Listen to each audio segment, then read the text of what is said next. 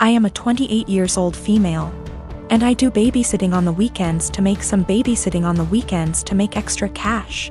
There is one family I definitely should have phased out by now, but the kids are cute, and if I don't have another job, it's easy money. My issue is, the mom is never home on time. She used to not give me return times, but finally I started asking as it made it impossible to get anything done on the weekends.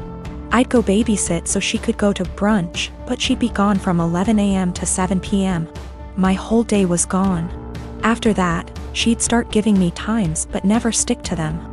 She wouldn't even call to tell me, she'd just stay out. On Saturday, I got to her house at 6 and she was supposed to be home by 9.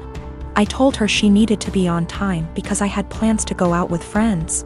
I was even getting ready at their house after I put the kids to bed. She promised. Of course, 9 o'clock rolls around and she's not home.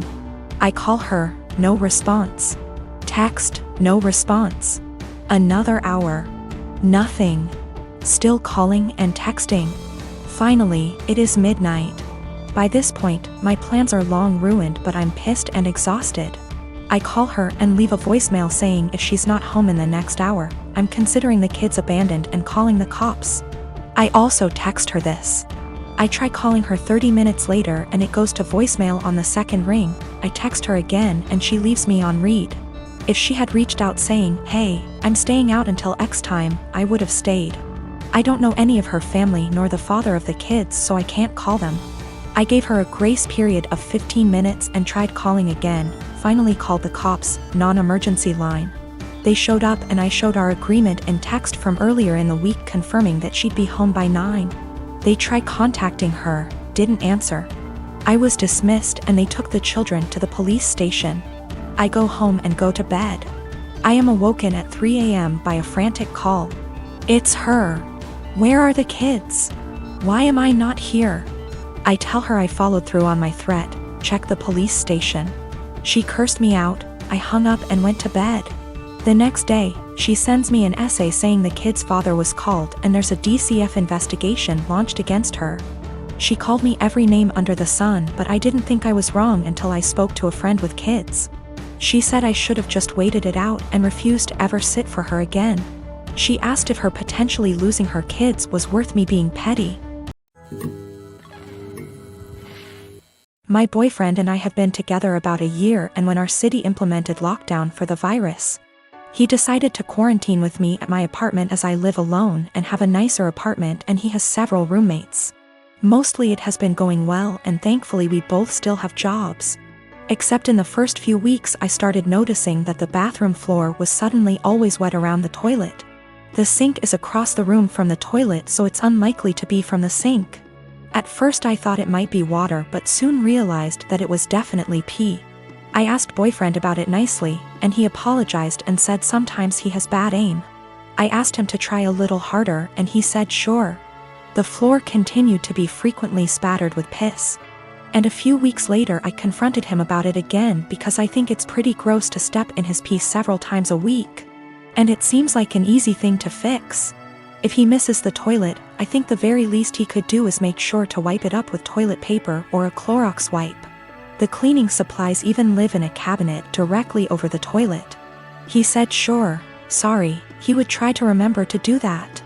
Another week has passed and while maybe he's doing this sometimes, I've continued to step in splatters of his pee and wipe it off the floor and clean the floor several times a week. I thought about asking him to just pee into the bathtub or something instead. Because I don't understand how you can pee on the floor by accident so often and not notice and not clean it up. Last night I got up to use the bathroom in the middle of the night and absolutely stepped in piss, for the 12,312,301,298th time. I had it and I didn't want to pick a fight or ask him again since it seems clear he can't or won't change. So I got one of my dog's wee pads from when he was a puppy, he is well trained now, and cut it up a bit and taped it down to make a sort of skirt or mat around the floor near the toilet to at least absorb the piss. Boyfriend saw this morning and is furious with me, saying that I'm calling him a dog, comparing him to an animal, etc. Honestly, I was not thinking that at all. I just was trying to be resourceful and solve the problem for myself since I don't like piss on my bathroom floor, and don't like stepping in it, I didn't feel like arguing about it anymore.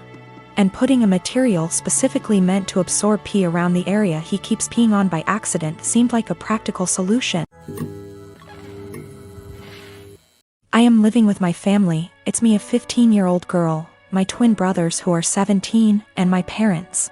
My dad cusses a lot, and so do my older brothers. But apparently the standards are different for me.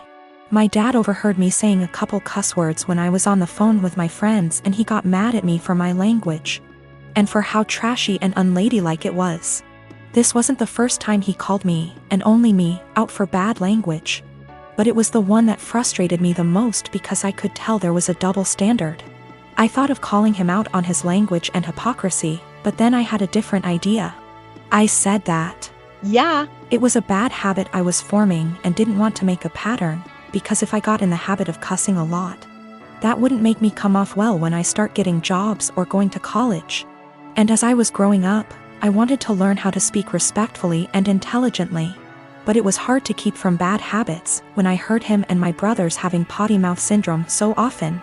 They're setting an example whether they realize it or not. So I wanted to work on things for myself, but also together as a family. I suggested we make a swear tax where if anyone swears in front of anyone else who's participating, they give $1 to each person who heard them. I'd want that rule for myself because it would keep me accountable, and I'd really like it if the family joined me for it. So my dad said he'd join, and so would my mom. They got my brothers to be a part of it too. They didn't really have a choice. My parents decided to make it a rule.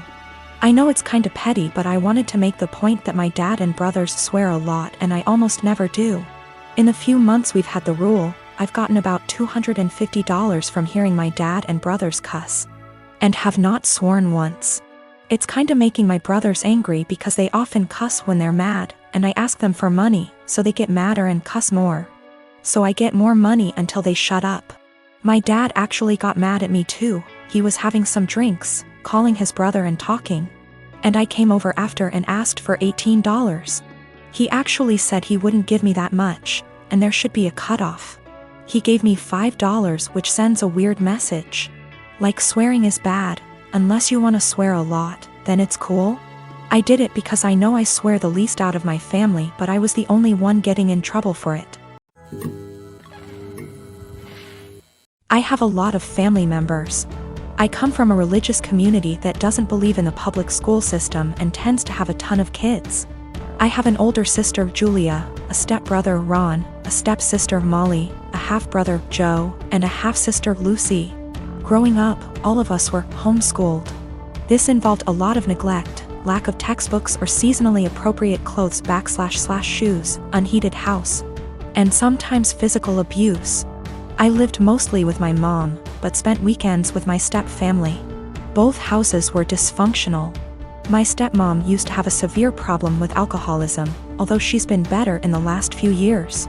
Ron is my best friend and I would be lost without him. We've supported each other through years of hard times. And we discuss a lot how our lives could have been different if we'd been sent to school or generally had a more healthy home life. Obviously, we don't want the same thing for our younger siblings. And don't want to see them struggling in minimum wage jobs while trying to study for a GED the way we're doing.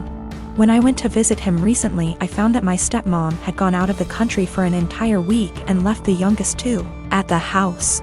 Ron and Molly both work. Molly hasn't been doing any homeschooling for about 2 years, and are out of the house for most of the day and night.